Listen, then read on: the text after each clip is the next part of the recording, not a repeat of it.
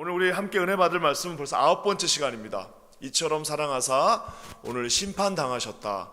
9번째 시간, 우리 마태복음 27장 11절에서 14절까지 우리 함께 한 절씩 읽도록 하겠습니다. 제가 시작하도록 하겠습니다. 예수께서 총독 앞에 섰음에 총독이 물어 가로되 너가 유대인의 왕이냐? 예수께서 대답하시되 너의 말이 옳도다 하시고 대제사장들과 장로들에게 고소를 당하되 아무 대답도 아니하시는지라. 이에 빌라도가 이르되 저희가 너를 쳐서 얼마나 많은 것으로 증거하는지 듣지 못하느냐 하되 한마디도 대답치 아니하시니 총독이 심히 기이 여기더라. 아멘. 예전에 그 빌라도의 보고서라고 하는 그런 책이 하나 나왔어요. 처음에 그 빌라도의 보고서라는 책이 나와가지고 그 책 읽고 막 은혜를 막 받고 막 그랬습니다. 이게 무슨 내용이냐면 빌라도가 당시 로마 황제한테 보고서를 쓴 거예요. 어떤 보고서예요? 어떤 예수를 만났는데 그 자기가 십자가에 못 박으라고 한 그 예수가 이러이러한 사람이다 해가지고 이제 보고서를 이제 쓴 거를 누가 이제 번역한 책이에요. 근데 나는 처음에 읽었을 때부터 약간 소설의 냄새가 났어요. 제가 소설을 좋아해서 그런지 몰라도 이게 원래 히스토리컬 팩트하고 소설은 차이가 많습니다. 그 딱 읽었는 좀 이상하다 싶었어요. 왜냐하면 너무 감동적이어서. 너무 감동적이니까 이거 좀 이상한데. 그때 아니나 다를까 나중에 보니까 위작이었습니다. 누가 그냥 쓴 거예요. 소설이에요. 이 빌라도라고 하는 그가 제가 그 빌라도의 보고서를 읽었을 때 가장 은혜스러웠던 장면은 뭐냐면은 끊임없이 저 사람은 아무런 죄가 없다라는 거예요. 그리고 자기가 봤을 때 뭔가 특별함이 느껴졌다라는 거. 그거를 이제 로마 황제한테 쓰는 건데 황제한테 그런 자기 감정을 보고서로 쓴 사람이 어디 있습니까? 팩트를 딱 쓰죠. 책 잡기를 팩트를 쓰는데 소설답게 아주 아름답게는 적었으나 사실은 아니었습니다. 하지만 우리가 알 수 있는 거는 빌라도는 당시 이 유대 고을의 총독이었습니다. 로마가 파송한 대표였고요. 그가 로마의 모든 치안을 지키고 군대를 이용할 수 있었고 그 유대 지역에서 가장 강력한 로마의 힘이었습니다. 그리고 여러분 우리가 생각할 때 로마 군인들이 막 굉장히 막 무섭고 막 뭐 법이 없고 그럴 것 같은데요. 로마의 법은 지금 우리 법의 기초를 만들어 놓은 게 그 당시 로마의 그런 법들입니다. 나름대로 굉장히 아주 질서가 있었고요. 아주 뭔가 이게 체계가 있었던 그것이 로마의 법이었습니다. 근데 안타깝게도 빌라도는 성경에 3시간밖에 나오잖아요. 한 3-4시간밖에 나오지 않아요. 3-4시간밖에 등장하지 않은데 그는 거기서 있었던 하나님을 만날 수 있었던 모든 기회들을 다 놓쳐버립니다. 저는 오늘 이 아침에 이 짧은 시간에 저와 여러분들은 이제 그 빌라도의 법정 앞에서 하나님께서 3번 빌라도에게 예수님을 만날 수 있는 기회를 허락하시는데 어떻게 그가 그것을 차버리는지에 대해서 오늘 한번 은혜를 받았으면 좋겠습니다. 저는 이 말씀을 읽으면서 어제 참 빌라도 너무너무 안 됐다. 어떻게 이렇게 좋은 기회를 놓칠 수 있니? 우리가 예전에 베스도 총독이 안타깝다고 얘기했습니다. 베스도가 누구예요? 바울을 재판했던 사람입니다. 바울을 재판했던 베스도 총독이 나중에 길을 막으면서 뭐라 그래요? 너는 미쳤다. 너는 미쳤으니까 지금은 제발 가라 하면서 길을 막아버려요. 그러면서 그 장면을 읽으면서 세상이 어떻게 바울이 전도를 하는데 예수를 안 믿을 수 있을까라고 했는데 오늘 베스도보다 한 3배는 더 어리석은 그 사람을 우리가 만나게 됩니다. 바로 빌라도인데요. 예수님이 그 앞에 서 계신데도 그를 부인하게 되는 그 안타까운 한 장면을 보게 됩니다. 먼저 우리 빌라도에게 3번의 기회가 있었다고 그러는데 첫 번째는요, 예수의 모습 속에서 예수님이 직접 그에게 그 자신의 모습을 통해서 한 번 기회를 주십니다. 14절 말씀 한번 읽어볼게요. 다 같이 읽겠습니다. 시작. 한마디도 대답지 아니하시니 총독이 심히 기이 여겼다. Great amazement. 놀래버렸어요. 그냥 잠깐 amazing 한 게 아니라 great amazement. 완전히 놀래버렸습니다. 왜요? 예수님은 말씀하지 않으셨고 예수님은 단지 한 말씀 하셨습니다. 네 말이 맞다. 네가 유대인의 왕이냐? 너가 유대인의 왕이냐라고 하는 그 질문 앞에 예수님이 딱 한 말씀 하셨습니다. 네 말이 맞다. 그리고 그 이후에 너를 치는 자들이 와서 너에게 했던 이 많은 고소의 내용들이 다 사실이냐고 그랬을 때 그 말에는 대답하지 않으셨습니다. 왜요? 사실이 아니기 때문입니다. 딱 한 말씀을 하셨는데 빌라도가 여러분 지금도 마찬가지예요. 정치인으로 그 끝까지 가려면요, 정치를 해가지고 끝까지 가려면요, 그거는 사람을 딱 보면 압니다.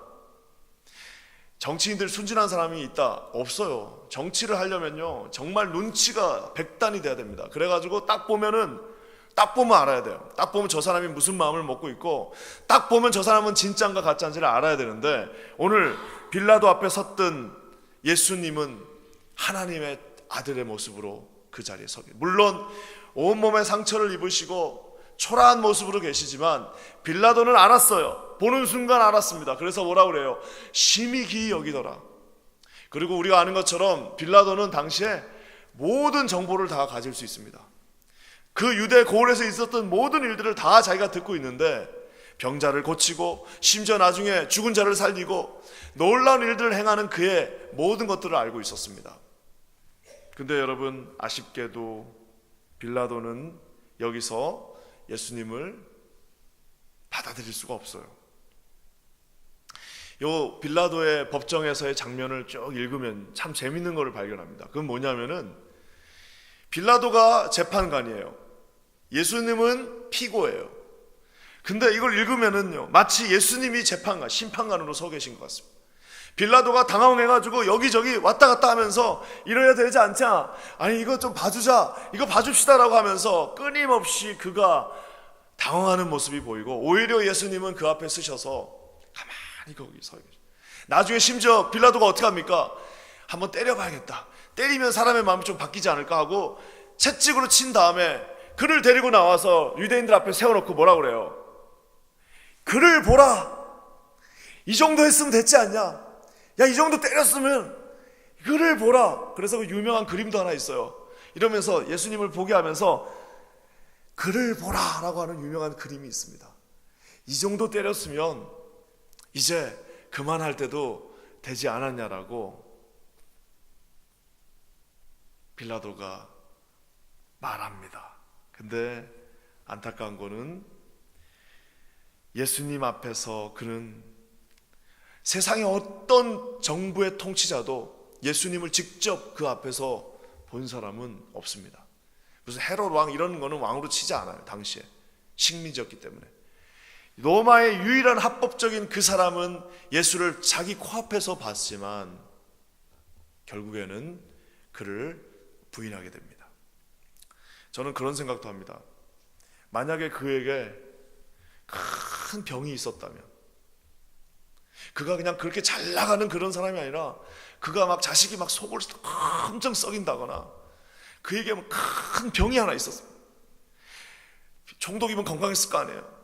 근데 그 총독의 그 무슨 간 하나가 안 좋든 뭐 해가지고 하여튼 큰 병이 하나 있었더라면 빌라도가 거기서 뭐라고 그랬을 것 같아요? 잠깐만 옆으로 좀 갑시다. 내가 소문 들은 게 있는데 당신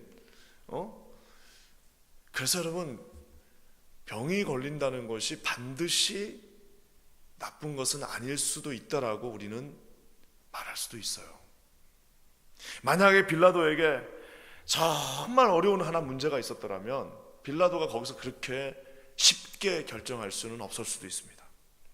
세상의 어떤 통치자도 예수님을 직접 그 눈앞에서 본 적은 없으나 그에게 주어졌던 그 3-4시간의 기회 속에서 그는 정치적으로 어떻게 하면 살아남을까만 생각하다가 결국에는 예수님을 만나지 못하게 됩니다. 심지어 두 번째 기회가 있어요. 여러분 19절 말씀 한번 읽어볼까요? 19절입니다. 시작.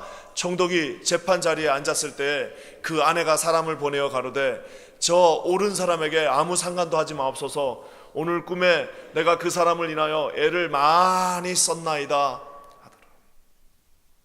두 번째는 하나님이 그 빌라도의 아내를 통하여서 기회를 주십니다. 세상에 웬만하면 아내 말 듣잖아요.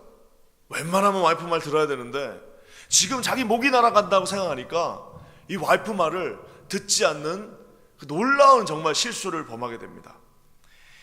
빌라도의 아내에게 하나님께서 직접 꿈을 주셨습니다.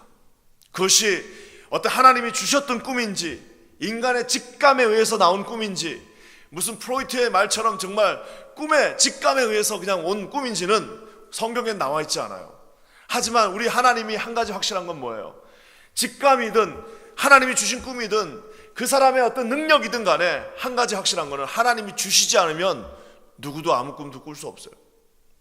하나님이 주셨기 때문에 그녀가 꿈을 꿨습니다. 근데 그 꿈의 내용이 뭐예요? 내용은 알 수 없으나 그 사람을 인하여, 예수님을 인하여 애를 많이 썼습니다. 무슨 예수님이 밤에 쫓아다니셨는지, 아니면 예수님이 나타났는지, 무슨 내용인지는 몰라요. 그렇지만 한 가지 확실한 거는 그녀가 뭔가를 느꼈어요. 그리고 저기 써 있습니다. 뭐라고 그랬어요? 아무 상관하지 마세요.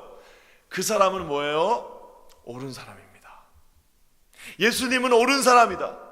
He is righteous. 그는 하나님 앞에서 의로운 사람입니다. 죄가 없는 사람이니까 제발 그에게 더러운 그 손을 피로 묻히지 마십시오 라고 자기 아내가 남편에게 충고합니다. 이 정도 되면 하나님 앞에 어떤 면에서는 돌아올 법도 한데, 이 강팍한 정치인이었던 빌라도는 눈 하나 깜짝 안 합니다. 저는 이 말씀을 읽으면서 하나님이 우리의 삶 가운데서요, 이렇게 노티스 주시는 것 정말 많습니다. 우리가 생각할 때 꿈이라는 건 다 개꿈이지라고 생각할 수도 있으나 하나님이 주시는 노티스일 수도 있어요. 우리가 삶을 살면서 일어나는 작은 일들이 하나님이 우리에게 주시는, 살짝 이렇게 그냥 탁 치시면 그런 게 아니라요. 치시면 그건 이제 넘어지는 거고요. 이렇게 살짝 탁. 우리 자녀들이 여기로 이렇게 가는데 여기에 웅덩이가 있어요. 그럼 어떻게 해요? 그냥 무지막지하게 쾅 쳐갖고 절로 가라고 하지 않잖아요. 어떻게 해요? 탁 쳐가지고, 야 저기 아니야, 탁 쳐가지고 저쪽으로 가라고 하는 것처럼, 현명한 자녀라면 주님이 턱 치실 때 어떻게 해야 돼요? 이거 내가 오늘 좀 심했구나. 내가 조금 실수했네.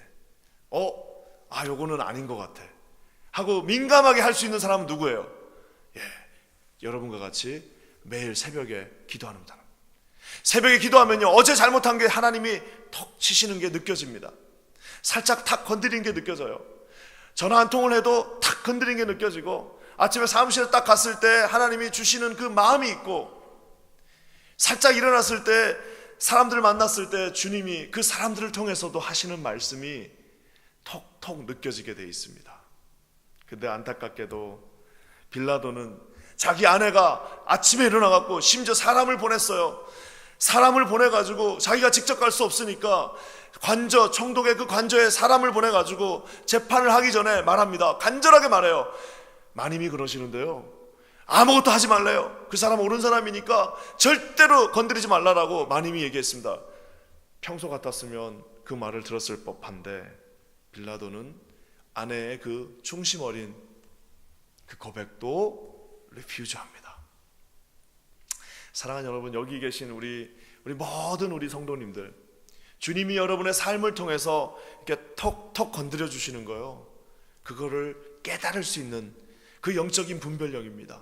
주님이 주시는 영적인 분별력, 이것이 과연 하나님으로부터 온 것인지, 아니면 사단이 장난치는 것인지, 아니면 내 욕심인지, 아니면 하나님의 마음인지, 아니면 하나님께서 나에게 주시는 부담감, 거룩한 부담감인지, 그거를 분별할 수 있는 사람은 늘 깨어서 기도하는 사람입니다. 같은 말이 음성이 들렸지만 사무엘은 들었으나 사무엘에게는 그것이 들려든대요.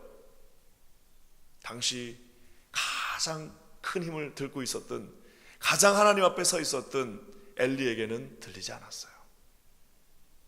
사랑하는 여러분, 기도하기는 우리 여기 계신 모든 성도들 마음속에 매일매일 하나님께서 여러분에게 음성을 들려주시고, 매일매일 하나님께서 여러분의 마음 가운데 무슨 기로 들려주시고 이런 거는 거의 없잖아요. 기로, 야 누구야 너 저기로 가라, 이런 거는 무슨 그렇게는 잘 안 하시잖아요.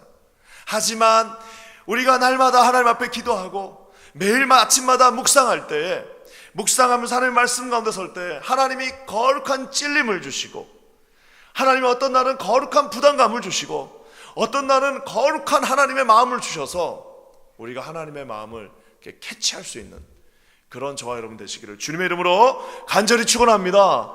그래서 여러분 그거 깨닫지 못하면 어떻게 되는 거예요? 그때 이제 조금 더 세게 야 얘는 이렇게 못 깨닫냐 하면서 막 머리를 흔드실 수도 있는 거예요.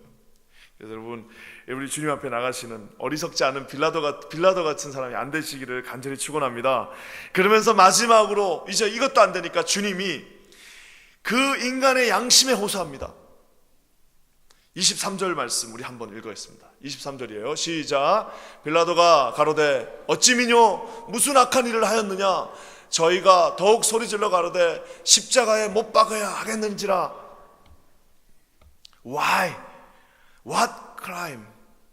도대체 왜 저 사람이 무슨 나쁜 짓을 했길래 너희들 이렇게 계속해서 그러는 거야 하고 이제 빌라도가 양심에 찔림이니까 도대체 why?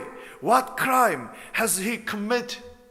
도대체 무슨 죄를 졌길래 왜 저 사람을 죽이려고 하는 거냐라고 그의 양심이 이제 그를 치기 시작합니다. 심지어 요한복음 19장에는 뭐라고 나와 있어요? 나는 그에게서 죄를 찾지 못했다. 나는 그에게서 아무런 죄를 찾기 못해서 내 양심이 도저히 나는 저에게 십자가형을 할 수 없다라고 말하고 있지 않습니까? 자기 입으로 죄가 없다라고 얘기했어요. 어떤 면에서 여러분 그래서 인간의 양심은 위대합니다. 이 극박한 상황 속에서도 이 로마에서 보낸 이 총독의 양심이 가만히 있질 않는 거예요. 그러니까 뭐라고 얘기했다고요? 그는 아무 죄가 없다라고 자기 입으로 그 군중들 성난 군중들 앞에서도 이 양심이 작동하기 시작했습니다. 그래서 이제 그들을 막으려고 해요. 근데 여러분 양심에게는 있는 게 있고요 없는 게 하나 있습니다. 있는 거는요 깨달을 수 있는 건 있어요. 그렇지만 양심에게 없는 게 하나 있어요. 그건 뭔지 아십니까? 양심은 깨달게 해줄 수는 있어요. 그지만 이것을 할지 말지는 그것까지 결정해 주지는 않습니다. 여러분 나쁜 사람들도요 다 양심의 가책을 느낍니다. 양심에 다 가책을 느껴요. 우리 한국에서 옛날에 일제 그 잔악한 마수가 끼쳐가지고 교회들마다 일제 순사들이 와가지고 다 신사참배하라고 그랬을 때 우리 그때 목사님들이 다 찔렸겠죠. 양심이 다 있었겠죠. 다 찔려가지고 이러면 안 된다는 거 알았겠죠. 그렇지만 양심이 해줄 수 있는 건 거기까지입니다. 그 다음은 누가 해주셔야 되는 거예요? 그 다음은 성령께서 해주셔야 됩니다. 사랑하는 여러분, 많은 사람들이 인간을 믿자고 그럽니다. 휴머니즘이 뭐예요? 인본주의가 뭡니까? 인간에게는 양심이 있기 때문에 우리는 할 수 있다라는 거예요. Why? 말도 안 되는 소리입니다. 양심은 우리에게 깨닫게는 해주나 깨닫는 것 이후에는요 우리 하나님의 성령께서 그 마음을 움직여 주셔야 됩니다. 사랑하는 여러분, 우리가 아는 것처럼 10명의 문둥병자가 나음을 입었어요. 세상에 여러분 평생 앓고 있었던 그 더러운 저주가 다 떠났습니다. 그러면 여러분 어떻게 해야 돼요? 양심은 뭐라고 말합니까? 야 네가 아무리 바빠도 네가 양심이 있지. 가서 최소한 예수님한테 고맙습니다, 정말 감사합니다 말은 해야 될 거 아니야 라고 얘기했겠어요 안 했겠어요? 당연히 했죠. 근데 어떻게 되는 겁니까? 90%는요 양심은 그렇게 말했으나 좋은 거 야 이제 놀러 가야겠다, 이제는 가야겠다, 나 이제 사람처럼 살아봐야지 하고 다 떠나고 정말 딱 그 한 명이 와서 어떻게 했어요? 예수님 앞에 예수님 정말 고맙습니다 라고 하는 것이 인간입니다. 사랑하는 여러분, 오늘 인간의 그 지긋지긋한 양심이 빌라도의 마음을 흔들어서 빌라도의 마음 가운데 예수님은 아무런 죄가 없다라는 것을 명백하게 알게 해주셨습니다. 하지만 그 양심은 거기까지. 그 다음에 회개는 어제 양심이 있었으나 회개하지 못한 결정적인 사람 가룟 유다를 어제 우리가 공부하지 않았습니까? 가룟 유다 양심이 있었어요. 오히려 베드로보다 더 양심이 있었습니다. 베드로가 진짜 양심 없는 사람은 베드로예요. 양심은 없었으나 그에게는 성령이 있었습니다. 양심은 있었으나 가룟 유다에게는 성령께서 들어올 틈이 없었습니다. 그래서 여러분 결국에는 자기 양심을 저버리고 어떻게 해요? 손을 닦습니다. 손을 씻고 야 이제 나에게는 죄가 없다, 너희들이 이 죄를 다 받아라 하고 떠넘기고 있어요. 오늘 이 말씀을 읽으면서 한 가지 궁금한 것도 있습니다. 아니, 왜 이 유대 지도자들은 이렇게 자꾸 빌라도에게 와가지고 예수를 죽이려고 했을까? 아까 제가 처음에 얘기한 것처럼 공식적인 사형권이 없어서라고 하지만 우리가 여러분 잘 아는 것처럼 그들이 사람 죽일 수 있습니다. 신성 모독일 경우에는 돌로 쳐서 죽일 수 있어요. 대표적인 사람이 누구였어요? 스데반입니다. 스데반처럼 그냥 돌로 쳐서 예수님을 죽일 수도 있어요. 근데 굳이 그들은 왜 예수님을 이 빌라도 앞에 계속해서 데려와가지고 빌라도의 마음을 어렵게 해가면서까지 빌라도의 손을 통해서 죽이려고 했을까요? 여러분, 이것도 인간의 정말 간약한 마음입니다. 왜 그랬을 것 같아요? 이유는 한 가지입니다. 왜요? 자기들이 죽이면 돌로 죽이지만 로마에서 죽이면 어떻게 죽이는 거예요? 나무에 매달아서 십자가에서 죽게 돼 있습니다. 십자가에서 죽는다는 것은 말 그대로 신명기 21장 우리 23절에 의거하여서 누구든 나무에 매달린 자마다 저주받은 자다라고 하는 그걸 지금 만들고 싶은 거예요. 지금 인기 많은 저 예수가 그냥 우리가 죽이는 게 아니라 로마의 힘을 빌려가지고 공식적으로 죽이는 것도 좋고 또 십자가에 매달려 죽었기 때문에 저주받았다. 저렇게 입을 나불거리면서 다녔는데 저 33세 예수는 저주받았다라는 그것을 듣고 싶은, 그냥 죽이는 것도 죄인데 거기다가 저주받았다는 그 말까지도 듣고 싶은 인간의 가장 추악하고 더러운 그 마음이 그 안에 있었다는 사실입니다. 사랑하는 여러분, 우리 주님은 돌에 맞아 죽으실 수도 있으셨어요. 하지만 그 더러운 양심의 제사장들에 의해서 십자가에 못 박혀 죽으셨습니다. 하지만 우리가 아는 것처럼 십자가에 못 박혀 죽으심으로 말미암아 우리 주님은 모든 예언을 성취하시고, 말 그대로 갈라디아서에 뭐라고 나와 있어요? 내가 너희들의 모든 저주를, 그래 십자가에 나무에 매달린 자마다 저주받은다라 했으나 그 모든 저주를 내가 너희들의 모든 저주를 끌어안고 십자가의 죽음으로 말미암아 내가 너희들에게 이 구원의 기쁨을 선물로 주겠다라고. 자, 우리 주님은 죽으시는 방법도 결국에는 자기가 선택한 방법에 의해서 죽으셨다라는 사실입니다. 사랑하는 여러분, 오늘 빌라도가 우리에게 주는 많은 메시지들이 있습니다. 혹시 우리 중에 빌라도처럼 이 삶을 사는 것이 너무너무 급하고 중요하기 때문에 자기 양심을 속이고 하나님 앞에서의 그 신앙을 속이고 하나님을 리퓨즈하는 경우가 있지 않나, 내 자신을 한번 돌아보게 됩니다. 빌라도는 결국에는 어떻게 됐어요? 그래서 결국에는 손을 탁탁 씻으면서요, 뭐라고 얘기했습니까? 24절 말씀 한번 읽어볼까요? 다 같이 읽겠습니다. 시작.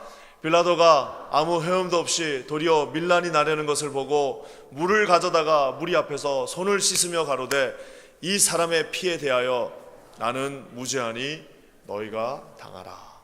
나는 innocent, 너희가 당하라라고 자기는 그렇게 얘기했습니다. 하지만 여러분, 빌라도는 평생 한 몇 년은 잘 살았겠죠. 한 5년 10년은 이제 잘 유지하고 살았겠죠.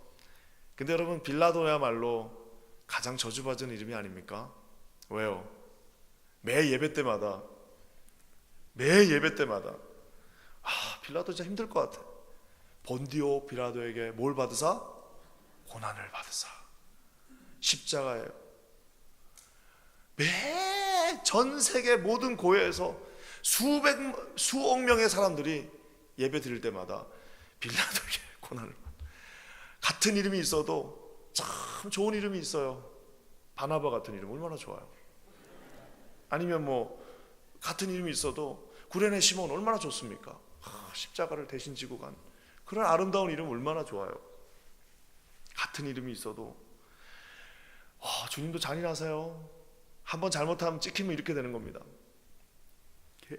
계속 모든 사람들의 입술을 통하여 그는 자기는 나는 죄가 없어. 손 씻었으니까 나는 죄가 없어. 여러분, 이때 빌라도가 했어야 되는 일은 뭐예요? 어제 가룟 유다에게 동일하게 말했던 거. Run to Jesus. 주님께 달려갔어야 됩니다. 지금 총독의 그 직분이 뭐가 중요합니까? 지금 자기가 서 있는 위치가 뭐가 중요합니까? 여러분, 여기서 만약 내가 빌라도였더라면 지금 내 위치가 뭐가 중요합니까? 그 자리에서 무릎 꿇고 내가 보니까 당신은 특별한 사람이오니 그럼 나 잘 모르지만 내가 당신을 어떻게 해서든지 살리지, 이렇게 하고 싶은 마음이 있지 않겠어요? 근데 그는 자기 피를 씻으면서 나는 무죄하다라고 얘기했습니다. 하지만 매일 수억 명이 사도신경을 읽으면서 낭독하면서 외우면서 본디오 빌라도를 읊조리고 있습니다. 말씀을 마무리하면서, 사랑하는 여러분, 만약에 우리의 삶이 Run to Jesus, 주님 앞으로 달려가지 않는다면, 우리 생명책에 이름이 기록되지 않는다면 그의 이름은 심판의 책에 기록될 것입니다. 사랑하는 여러분, 여러분의 삶이 어떻든, 제 삶이 얼마나 초라하든, 우리 모두가 하나님 앞에 어떤 죄를 졌든, 오늘 이 시간이 비록 빌라도였으나 하나님께 달려갈 수 있는 마지막 기회를 주님이 주실 수도 있습니다. 하나님이 이 빌라도 같은 이 정치꾼도요, 최소한 기회를 3번 주셨습니다. 그 삶을 다 합치면 더 많이 주셨겠죠. 이렇게 3시간 동안 3번의 기회를 다시 한번 주셨습니다. 오늘 주님 앞에 다 돌아오시는 저와 여러분 되시기를 주님의 이름으로 간절히 축원합니다. 하나님이 저와 여러분을 진심으로 사랑하십니다. 꿈도 주시고 와이프한테 말하게도 하시고 자기의 양심도 작동하게 하시고 심지어는 예수님 앞에 이렇게 서 있게도 하십니다. 기도하기는 우리 여기 계신 퀸즈 한인교회 모든 성도들은 정말 주님 앞에 민감해서 하나님이 주시는 영적인 분별력이 있어서 주님이 하시는 말씀을 매일매일 들으시는 저와 여러분들 되시기를 주님의 이름으로 간절히 축원합니다. 하나님이 기도하시는 여러분에게 성령을 통하여 반드시 듣게 하여 주실 것입니다. 우리 함께 잠시 기도하겠습니다. 하나님, 참 고맙습니다. 우리 주님께서 우리를 부르셨고 택하셨고 인도하셨사오니 우리가 날마다 주님 음성 듣게 하시고 매일매일 삶 속에서 우리 예수 그리스도를 발견하게 하여 주시옵소서.